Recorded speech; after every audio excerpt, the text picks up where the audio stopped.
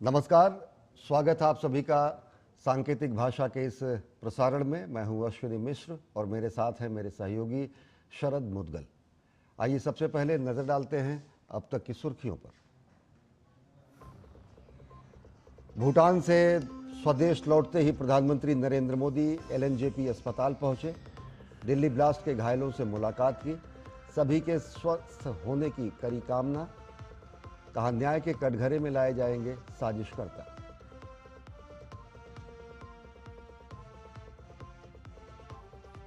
Delhi blast मामले की जांच तेज, एनआईए समेत कई राज्यों की पुलिस फरीदाबाद की अल फलाह यूनिवर्सिटी पहुंची। फैकल्टी और छात्रों से की जा रही है पूछताछ। दिल्ली पुलिस ने कार डीलर अमित को लिया हिरासत में।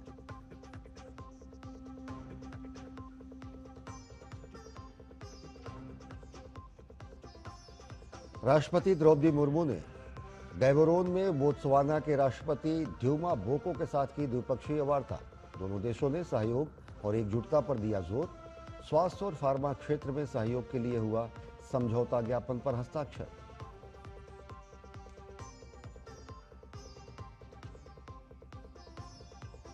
पश्चिम बंगाल में एसआईआर को लेकर सियासी घमासान जारी।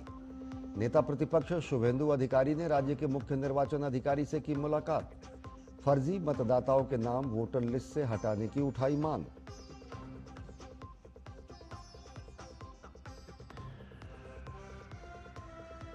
वायु प्रदूषण को लेकर केंद्र सरकार ने जारी किए दिशा निर्देश। हर सरकारी अस्पताल में शुरू हो चेस्ट क्लिनिक। वहीं सुप्रीम कोर्ट ने पंजाब और हरियाणा को पराली जलाने की घटनाओं को रोकने के लिए उठाए गए कदमों के बारे में जवाब दाखिल करने को कहा।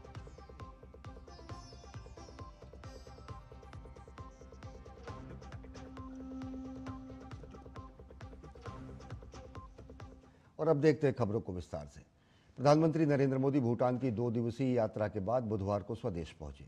यात्रा के दौरान प्रधानमंत्री नरेंद्र मोदी ने भूटान के शीर्ष नेतृत्व से मुलाकात की। द्विपक्षीय संबंधों को नई ऊंचाइयों पर ले जाने की दिशा में प्रधानमंत्री नरेंद्र मोदी का ये भूटान दौरा बेहद अहम रहा। भूटान यात्रा के दूसरे दिन प्रधानमंत्री नरेंद्र मोदी ने चौथे भूटान नरेश जिग्मे सिंगे वांगचुक से विस्तृत बातचीत की। दोनों नेताओं के बीच ऊर्जा, व्यापार, प्रौद्योगिकी और कनेक्टिविटी जैसे प्रमुख क्षेत्रों में सहयोग को और सशक्त बनाने पर चर्चा हुई। प्रधानमंत्री ने भारत भूटान संबंधों को मजबूत करने में पूर्व राजा के योगदान की सराहना की। इसके बाद प्रधानमंत्री थिम्फू के चांग लिमी थांग स्टेडियम पहुंचे, जहां भूटान नरेश जिग्मे खेसर नामग्येल वांगचुक, शाही परिवार और पीएम शेरिंग टोब्गे के साथ उन्होंने ग्लोबल पीस प्रेयर फेस्टिवल में भाग लिया। बौद्ध मंत्रोच्चार, भावपूर्ण प्रार्थनाओं और आध्यात्मिक ऊर्जा से भरे वातावरण में प्रधानमंत्री ने कालचक्र दीक्षा में हिस्सा लिया। कालचक्र इनिशिएशन एक पवित्र बौद्ध अनुष्ठान माना जाता है, जो इस सार्वभौमिक संदेश को स्थापित करता है कि विश्व शांति व्यक्ति के भीतर की शांति से उपजती है। करुणा, सह अस्तित्व और वैश्विक सद्भाव का ये संदेश आज पूरे विश्व के लिए पहले से कहीं अधिक प्रासंगिक है। इससे पहले दौरे के पहले दिन प्रधानमंत्री मोदी और भूटान के राजा ने भारत भूटान साझेदारी के सबसे बड़े स्तंभों में से एक 1020 मेगावाट के पुनासांगछू सेकेंड हाइड्रो इलेक्ट्रिक प्रोजेक्ट का संयुक्त उद्घाटन किया।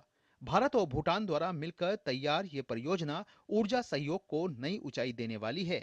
इसके साथ ही दोनों देशों में महत्वपूर्ण समझौते भी हुए, जिनमें नवीकरणीय ऊर्जा और स्वास्थ्य सेवा, भारत द्वारा ऊर्जा परियोजनाओं के लिए 4000 करोड़ रुपए की रियायती क्रेडिट लाइन, वाराणसी में भूटानी मंदिर, मठ और अतिथि गृह निर्माण हेतु भूमि उपलब्ध कराना, सीमा पार कनेक्टिविटी को सुदृढ़ करने के लिए एकीकृत चेक पोस्ट और रेल लिंक पर सहमति जैसे फैसले शामिल हैं।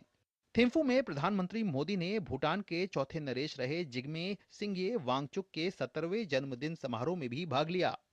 प्रधानमंत्री मोदी ने थिम्फू में ग्लोबल पीस प्रेयर फेस्टिवल में शांति का संदेश साझा किया, तो साथ ही साथ हाइड्रो पावर प्रोजेक्ट की बेहद महत्वपूर्ण परियोजना का उद्घाटन कर भारत और भूटान के बीच ऊर्जा साझेदारी को एक नई ऊंचाई भी दी। कैमरामैन विनय तिवारी के साथ निखिल सिंह, डीडी न्यूज, थिम्फू। भूटान की 2 दिन की यात्रा से लौटते ही प्रधानमंत्री नरेंद्र मोदी सीधे एलएनजेपी अस्पताल पहुंचे। प्रधानमंत्री नरेंद्र मोदी ने लाल किले के पास कार विस्फोट में घायल हुए लोगों से मुलाकात की। उन्होंने घायलों के शीघ्र स्वस्थ होने की कामना की। साथ ही अस्पताल के अधिकारियों और डॉक्टरों से प्रधानमंत्री नरेंद्र मोदी को मरीजों की स्थिति की जानकारी दी गई। प्रधानमंत्री नरेंद्र मोदी ने घायलों से मुलाकात के बाद एक्स पर लिखा, दिल्ली में हुए बम विस्फोट में घायल लोगों से मिलने LNJP अस्पताल गया। सभी के शीघ्र स्वस्थ होने की प्रार्थना करता हूं। साजिश रचने वालों को न्याय के कटघरे में लाया जाएगा। फरीदाबाद की अल-फलाह यूनिवर्सिटी में फैकल्टी और छात्रों से पूछताछ की जा रही है। NIA, STF, UPATS, Haryana police, Faridabad special cell और जम्मू कश्मीर पुलिस यूनिवर्सिटी में पूछताछ कर रही है। यूनिवर्सिटी के हर हिस्से की तलाशी ली जा रही है और हर एंगल से यूनिवर्सिटी की जांच की जा रही है।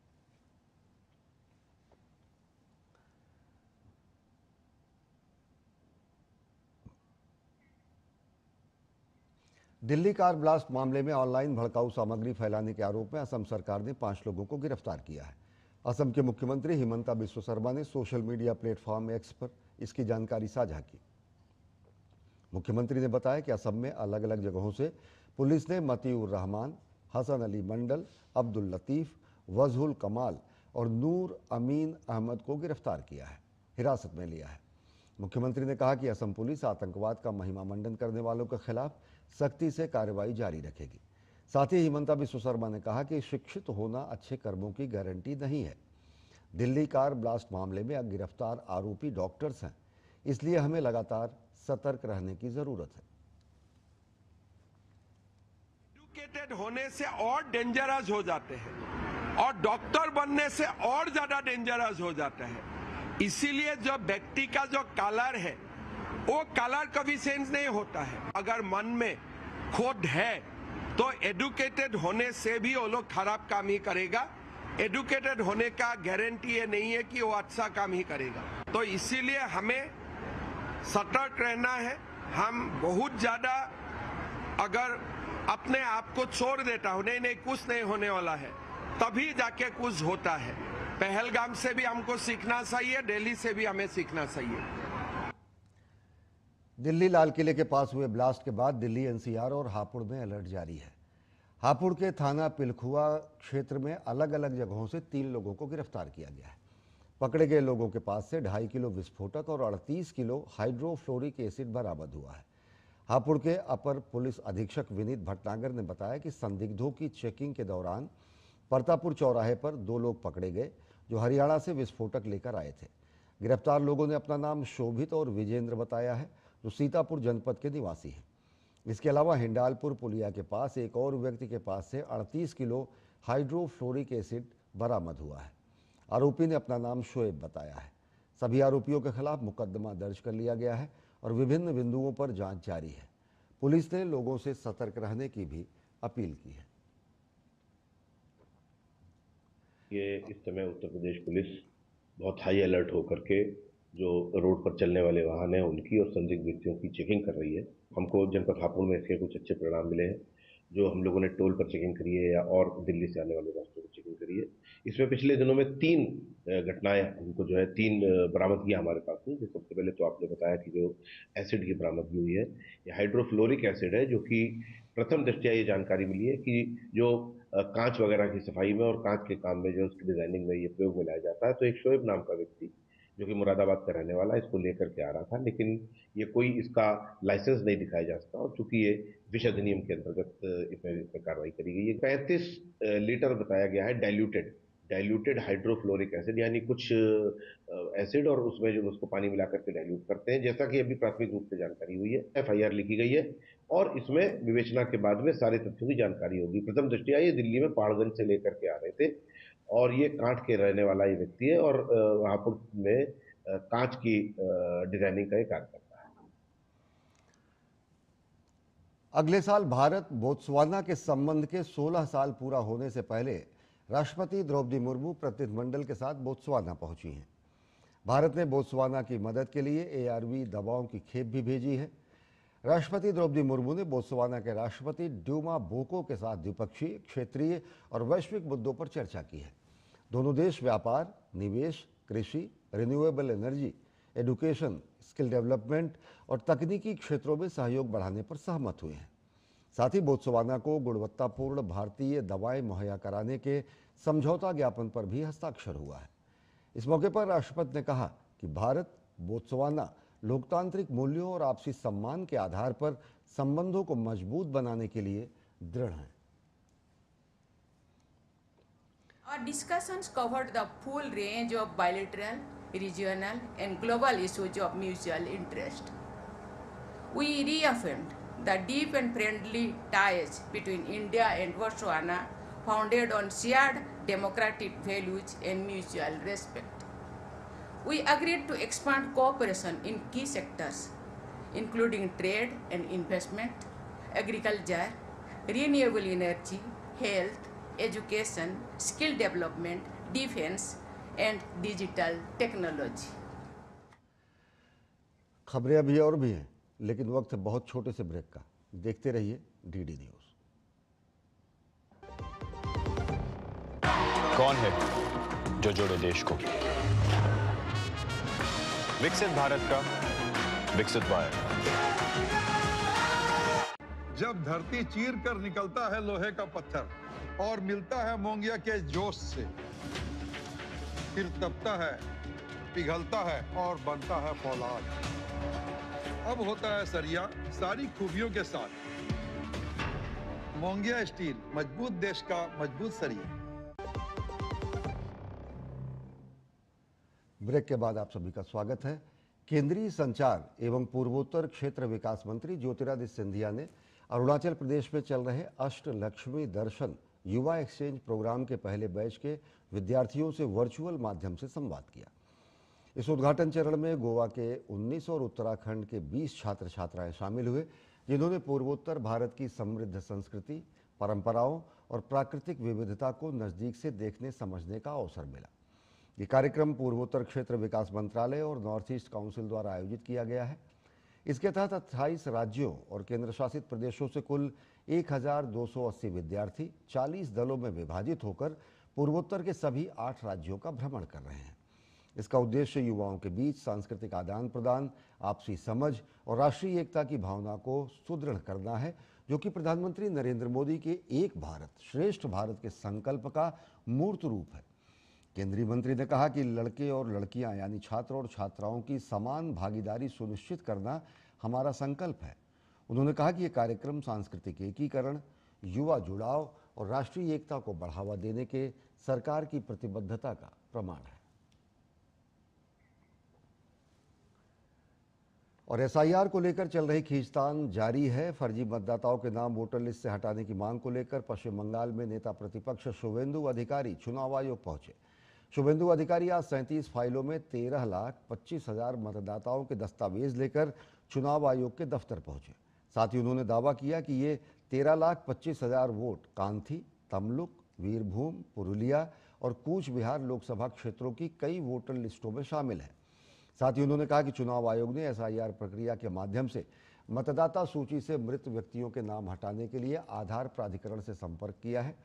पश्चिम बंगाल में कई चरणों में मतदान होने का फायदा उठाकर सत्ताधारी पार्टी के कार्यकर्ता और समर्थक इन मृत मतदाताओं के नामों का इस्तेमाल करके वोट डालते थे।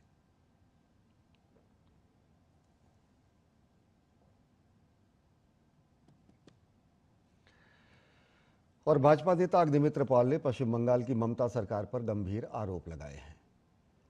टीएमसी राज्य में षड्यंत्र के तहत एसआईआर को लागू नहीं होना देना चाहती, ऐसा उन्होंने कहा है। उन्होंने याद दिलाया कि इससे पहले भी टीएमसी इस मुद्दे को लेकर अदालत गई थी, लेकिन वहां से उसे फटकार का सामना करना पड़ा था। तृणमूल का कॉन्स्पिरेसी बंगाल के लोगों के साथ है कि तृणमूल एसआईआर करने नहीं देना चाहते हैं। उनका ये कॉन्स्पिरेसी है। उन लोग का अगर कुछ कहना है तो वो लोग अदालत जा सकते हैं। इसके पहले भी एसआईआर को रोकने के लिए अदालत गए हैं और अच्छा सा थप्पड़ तमाचा मिला। पहली बार एसआईआर नहीं हो रहा है। बिहार के निवासी हाथ उठाकर आशीर्वाद किया है एसआईआर को।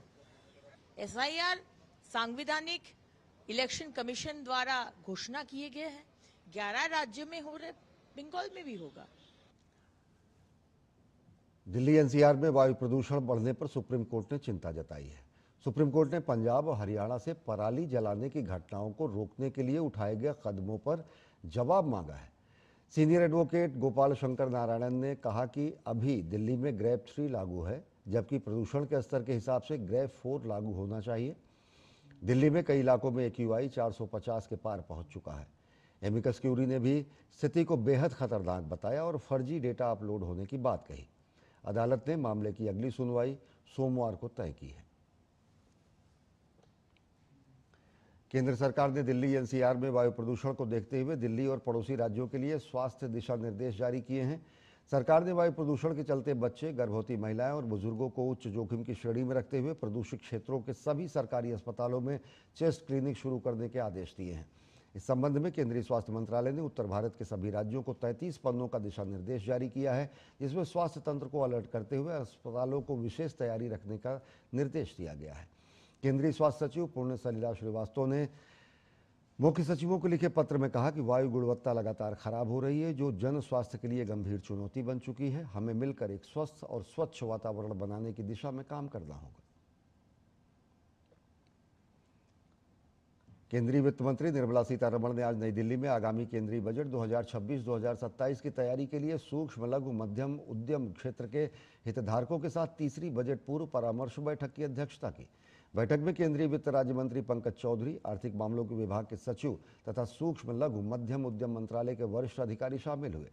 ये बैठक वार्षिक बजट तैयार करने और उसे संसद में प्रस्तुत करने से पहले वित्त अधिकारियों और वित्त मंत्री द्वारा विभिन्न हितधारकों के साथ आयोजित एक परामर्श और चर्चा की प्रक्रिया है।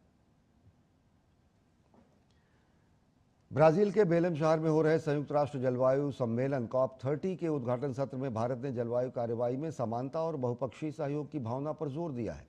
भारत ने स्पष्ट किया है कि विकसित देशों को वित्त, तकनीक, क्षमता निर्माण से जुड़ी अपनी कानूनी जिम्मेदारियां निभानी होंगी। भारत ने कहा कि पेरिस समझौते के अनुच्छेद 9(1) के तहत विकसित देशों पर वित्तीय मदद देना कानूनी दायित्व है।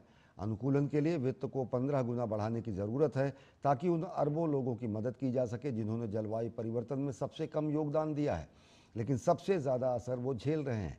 साथ ही भारत ने दोहराया कि पेरिस समझौते की मूल भावना समान लेकिन अलग अलग जिम्मेदारियां बरकरार रहनी चाहिए और उसके ढांचे में कोई बदलाव नहीं होना चाहिए। उत्तर प्रदेश सरकार धार्मिक स्थलों के विकास के लिए लगातार कार्य कर रही है। वाराणसी में गंगा गोमती के संगम तट पर मार्कंडेय महादेव के दर्शन के लिए काफ़ी संख्या में श्रद्धालु आ रहे हैं। इन श्रद्धालुओं की सुविधा का पूरा ध्यान रखा जा रहा है। गंगा गोमती के संगम स्थल की सफाई व्यवस्था और सौंदर्यीकरण पर भी पूरा ध्यान दिया गया है। एशियाई खेल 2014 की कांस्य पदक विजेता भारत की तार गोला फेंक खिलाड़ी मंजू बाला पर नाडा के डोपिंग रोधी अनुशासनात्मक पैनल ने 2024 में प्रतिबंधित दवाओं के सेवन के लिए पॉजिटिव परीक्षण के बाद 5 साल का प्रतिबंध लगा दिया है। एशियाई खेल 2014 में कांस्य पदक जीतने वाली मंजू डिहाइड्रोक्लोरोमिथाइल टेस्टोस्टेरोन एस्टेरॉइड और लिंगेड्रोन के लिए परीक्षण उनका पॉजिटिव आया है। राष्ट्रीय डोपिंग एजेंसी नाडा ने पिछले साल सितंबर में उनके डोपिंग में असफल होने की जानकारी सार्वजनिक की थी। डीडीसीए के सचिव अशोक शर्मा ने 9वीं T20 राष्ट्रीय डेफ चैंपियनशिप के आयोजन पर अपनी खुशी जाहिर की है। इस मौके पर उन्होंने कहा कि इस प्रकार के आयोजन से भारतीय क्रिकेट में समावेशिता को बढ़ावा मिल रहा है। देखिए हमारे संवाददाता नारायण सिंह की ये खास बातचीत। 9वीं deaf national championship T20 tournament का आयोजन हुआ और इस वक्त हमारे साथ बात करने के लिए है डीडीसी के सेक्रेटरी अशोक शर्मा जी। सर आपका स्वागत है। इस तरह के इनिशिएटिव को सर किस तरह से देखते हैं एक इंक्लूसिव सोसाइटी के निर्माण में, और जिस तरह का इनका प्रदर्शन है लगता नहीं है कि किस तरह से ये किसी से कम है। देखिए जो वर्ड आपने अभी बोले हैं कि ये किसी से कम नहीं है। जो नॉर्मल क्रिकेट होती है कोई देखने में फ़र्क नहीं होता है। जज्बा इनका उस कहते हैं ना कि धरा से और शिखर तक पहुंचने का जो रास्ता है वो इनमें जज्बा कूट कूट के भरा हुआ है। मैं उस संस्था को तहे दिल से शुक्रगुजार हूँ जो इन सब चीज़ों का प्रबंध करती है। सर कुछ दिन पहले ही हमारी महिला टीम ने विश्व कप जीता, जो कि पहली बार जीता। तो किस तरह से देखते हैं कि जो वुमेन्स क्रिकेट के लिए एक कह सकते हैं एक नया पुश है भारत में, इससे वुमेन क्रिकेट और नई जो वुमेन क्रिकेटर्स है वो आगे आएंगी, क्योंकि ये सफलता बहुत बड़ी है। मैं इंडिया की जो क्रिकेट की संस्था है BCCI, उसका तहे दिल से शुक्रगुजार हूँ। आज मेंस और वुमेन्स में कोई फ़र्क नहीं है। प्रैक्टिस के लिए पूरी फैसिलिटीज़ दी जाती है। वुमेन्स प्रोफेशनल लीग शुरू करी, जिससे लड़कियों की क्रिकेट बहुत ऊंचाइयों पे गई। वुमेन्स क्रिकेट को बढ़ाने में BCCI का बहुत बड़ा हाथ है। सर, बात करें DDC की, जिस तरह से DDC लगातार क्रिकेट को बढ़ावा दे रहा है, काफ़ी यंग क्रिकेटर्स आप देखिए, DPL ने काफ़ी ऐसे क्रिकेटर दिए हैं जो IPL में उन्होंने नाम रोशन किया है। तो किस तरह से देखते हैं कि जो DPL का जो रोल है, जो नए क्रिकेटर्स को आगे बढ़ाने में किस तरह से वो अहम भूमिका निभा रहा है? जो भी नया क्रिकेटर शुरू होता है, जो बढ़िया क्रिकेटर है, उसका एक ख्वाब होता है कि IPL खेलना, लेकिन सब ख्वाब पूरे नहीं होते। लेकिन उस ख्वाब को दिल्ली वालों के लिए पूरा करने के लिए हमारी संस्था दिल्ली डिस्ट्रिक्ट क्रिकेट एसोसिएशन ने दिल्ली प्रीमियर लीग शुरू करी और लगातार दूसरे साल सफलतापूर्वक उसको पूरा किया। लाखों लोगों के सामने जब आप खेलने उतरते हैं और आप परफॉर्मेंस देते हैं तो ज़्यादा देर छुपाई नहीं जा सकती।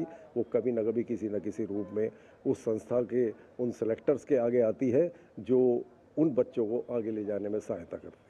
जी बिल्कुल, जिस तरह से अशोक शर्मा जी ने कहा कि भारत में जो क्रिकेट का जो क्रेज़ है लगातार बढ़ रहा है, और जिस तरह से जो DPL की बात करें, चाहे वुमेंस प्रीमियर लीग की बात करें, चाहे हमारी महिला क्रिकेट टीम की बात करें जिन्होंने विश्व कप जीता है, चाहे आप डेफ क्रिकेट की बात करें, ब्लाइंड क्रिकेट की बात करें, हर क्षेत्र में हमारे खिलाड़ी बेहतर प्रदर्शन कर रहे हैं। कहीं ना कहीं जो मैनेजमेंट है, जो संगठन है, इसमें इसकी बड़ी भूमिका है, और हम यही आशा करते हैं कि आने वाले समय में भारत का जो वर्चस्व है क्रिकेट में वो बढ़ता ही रहेगा। कैमरा पर्सन मनोज के साथ Narayan Singh, DD news, Delhi. 2026 Glasgow Commonwealth games को लेकर सरगर्मियां तेज हो गई हैं। इस कड़ी में मंगलवार को दिल्ली में एक कार्यक्रम के दौरान किंग्स बैटन रिले अनावरण हुआ। कार्यक्रम में खेल मंत्री डॉक्टर मनसुख मांडविया और भारत में ब्रिटिश उच्चायुक्त लिंडी कैमरन मौजूद रहीं। कॉमनवेल्थ गेम्स अगले साल 23 जुलाई से 2 अगस्त तक ग्लासगो में आयोजित होंगे। ग्लासगो 12 वर्ष बाद इन खेलों की मेजबानी के लिए तैयार है। इसके साथ ही राष्ट्रमंडल देशों को एक सूत्र में पिरोती किंग्स बैटन रिले की परंपरा भी अपनी मौजूदगी को नए अंदाज में सामने रख रही है। मंगलवार को दिल्ली में एक कार्यक्रम के दौरान किंग्स बैटन रिले का अनावरण हुआ, जिसमें खेल मंत्री डॉक्टर मनसुख मांडविया और भारत में ब्रिटिश उच्चायुक्त लिंडी कैमरून और आयोग की अध्यक्ष PT उषा मौजूद रहीं। इस मौके पर राष्ट्रमंडल खेल की महत्वता और बैटन के स्वरूप को लेकर विचार व्यक्त किए गए। बैटन सारे देश में जाएगी संदेश लेके, फ्रेंडशिप का, इक्वालिटी का, स्पोर्ट्समैनशिप का। दोस्तों, देश बदल रहा है, देश आगे बढ़ रहा है, नया भारत बन रहा है। ये नया भारत बड़े स्पोर्ट्स टूर्नामेंट भी कर सकता है। A new India world cup आयोजित भी करता है और वर्ल्ड कप जीतता भी है। ए न्यू इंडिया है। आने वाले दिनों में हम स्पोर्ट्स में बेस्ट परफॉर्मेंस करेंगे। बहुत अच्छा है, आज अनवील किया है अब किंग बैटन रिले का, एंड हमारा ये it represent our country, so it's most of the our country's animals का और फ्लावर्स का सब फोटो है इसमें। It very nicely done and it's all inspiration for our place. इस बार की विशेषता ये है कि 2026 की रिले में पहली बार प्रत्येक देश को अपनी बैटन मिली है, जिसमें राष्ट्रमंडल देशों ने अपने देश की सभ्यता और संस्कृति को झलकाया है। बैटन राष्ट्रमंडल के सभी 74 देशों और क्षेत्रों से होकर गुजरेगी, जो आशा, एकजुटता और सहयोग को बढ़ावा देती है। गौरतलब है कि बैटन में राष्ट्रमंडल के प्रमुख का संदेश होता है, जो उद्घाटन समारोह में पढ़ा जाता है। स्कॉटलैंड चौथी बार इन खेलों की मेजबानी करने जा रहा है। इससे पहले साल 1970, 1986 और 2014 में इस देश ने इन खेलों की मेजबानी की थी। Gaurav Kumar, DD news, Delhi. तो सांकेतिक भाषा के इस प्रसारण में बस इतना ही। देश और दुनिया की ताज़ा तरीन खबरों के लिए देखते रहिए DD न्यूज़। हमें दीजिए अनुमति। नमस्कार।